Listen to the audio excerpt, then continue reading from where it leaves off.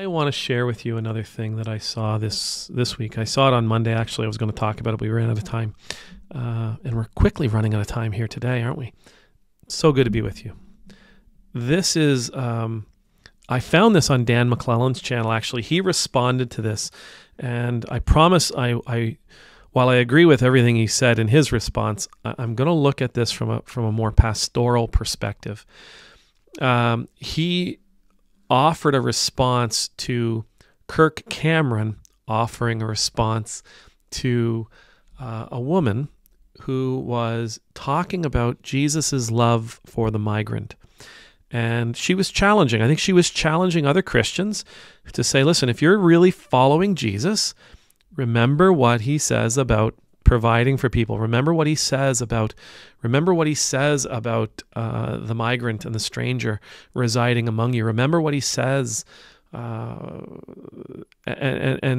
give up, let go of this our strange desire to be safe from them. Now, what Kirk Cameron says boils down to, well, yes, that all sounds good on the surface. But, and he goes in to describe how nations were always mentioned and kingdoms were always mentioned throughout the Bible from the front to the back. Sure, there's all kinds of talk about nations and kingdoms and territories and provinces and cities and walls and borders and barriers. Sure, absolutely. And as Dan McClellan said, but there were no such thing as documented or undocumented migrants. People were pretty free just to move around on their own.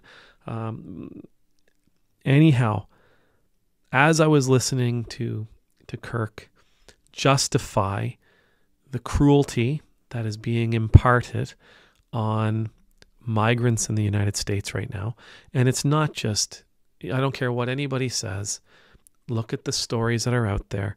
It's not just people who are living illegally. It's not just the drug dealers. It's not just the unalivers. It's not just the people who are committing other forms of violence and abuse against others. Those aren't the only ones who are being rounded up.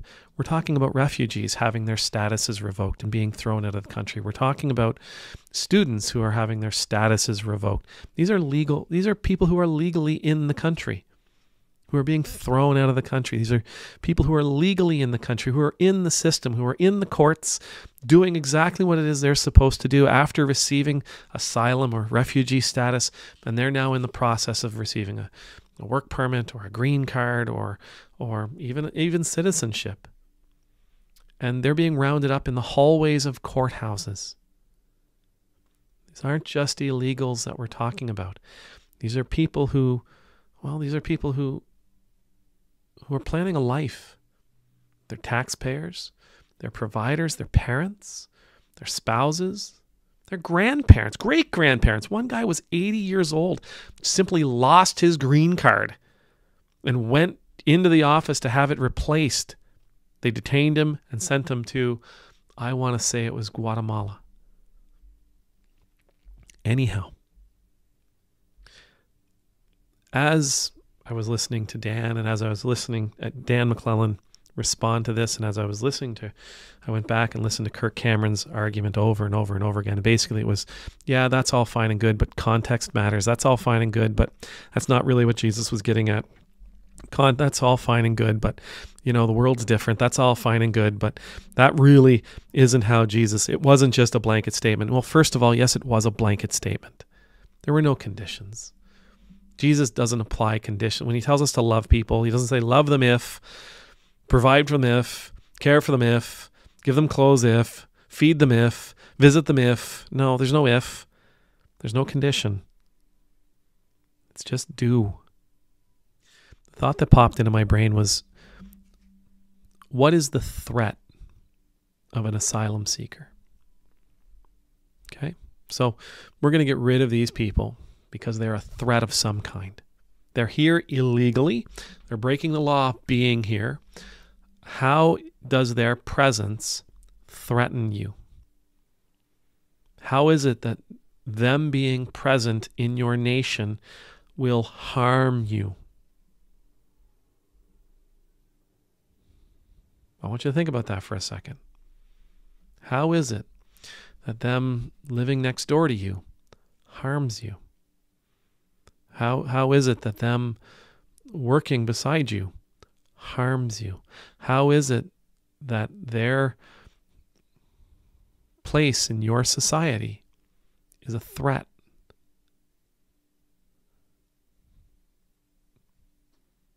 Now tell me, of those, the way that they are threatening to you, is this something that Jesus asked you to worry about?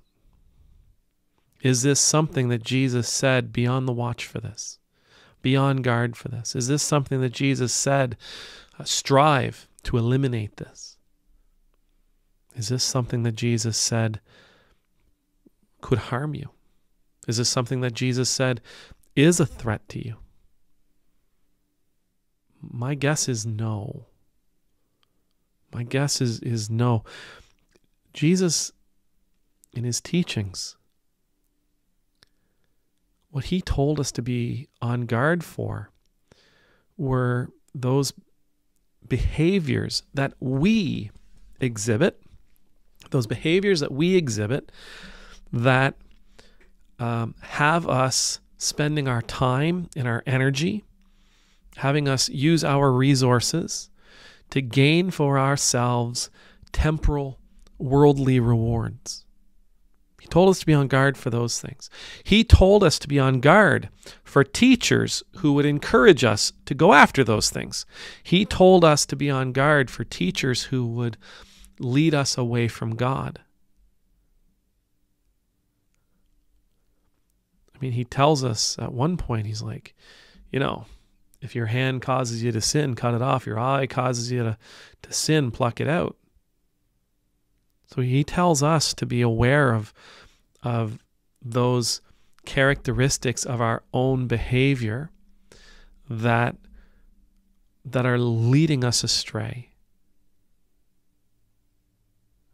Basically, anything that isn't edifying, anything that doesn't help us to grow closer to God, get rid of it. It's pointless. And at worst, at best, it's pointless. At worst, it's destructive.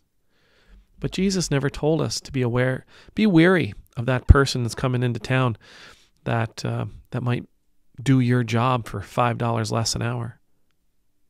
Tells us to be wary about greed, which I would say then you should be very wary of the corporation who you work for, who doesn't give a rat's ass about you and only cares about the dollar and doesn't see your value and instead is willing to pay somebody $5 or $10 less than you because all they really care about is money.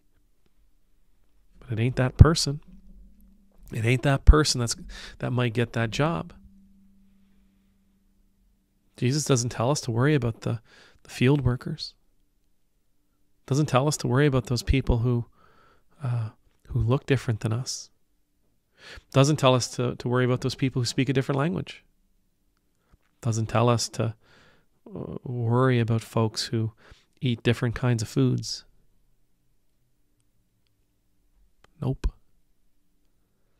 There's no theological way to defend the cruelty that this administration is perpetrating upon immigrants, upon foreigners, upon strangers, upon refugees.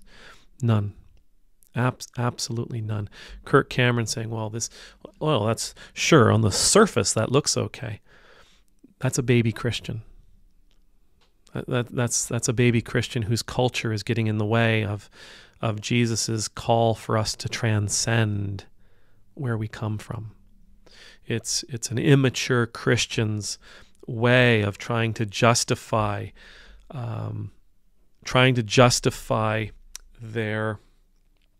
their cultural norms and trying to justify the value, their life values, their worldview that they are desperate not to give up. That's what's going on here. the ways we might feel threatened with an immigrant population, with new people coming into our countries, none of those things are things that Jesus told us to worry about. They're not things that Jesus told us to be threatened by. They're not things that Jesus told us to be on guard for. They're things that Jesus told us to transcend, to rise above, to let go of. He tells us, listen, embrace God's ways. Let go of these earthly ways. Embrace the rewards that God has offered. Let go of these earthly rewards. Embrace God's methodology. Let go of these human methodologies. Can't serve two masters, right? You can't serve two masters. An immature Christian will try to serve two masters by forcing their cultural understandings into Christian theology, like trying to force a square peg into a round hole. We've got to be mature Christians. We should be growing to be mature Christians. People who are trying to be more and more Christ-like every single day. People who are willing to let go. People who are willing to transcend. People who are willing to be transformed by Jesus' teachings, willing to be challenged by Jesus' teachings, willing to be inspired by Jesus' teachings, willing to live according to Jesus' teachings, regardless of how uncomfortable our lives may be because of those teachings. Amen.